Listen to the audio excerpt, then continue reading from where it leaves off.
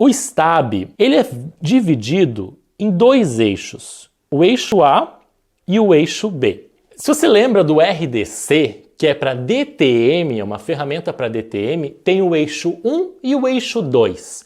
No DC e no RDC, que é para DTM, o eixo 1, ele é os aspectos físicos, todos os diagnósticos de DTM articular e todos os diagnósticos de DTM muscular. E o eixo 2 é o fator psicossocial, ansiedade, estresse, catastrofização.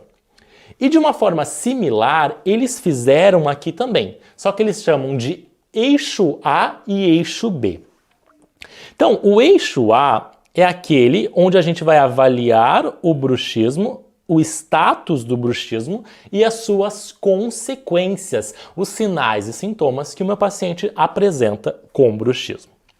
Já o eixo B, a gente vai avaliar os fatores etiológicos, os fatores de risco e as comorbidades associadas ali, tá bom?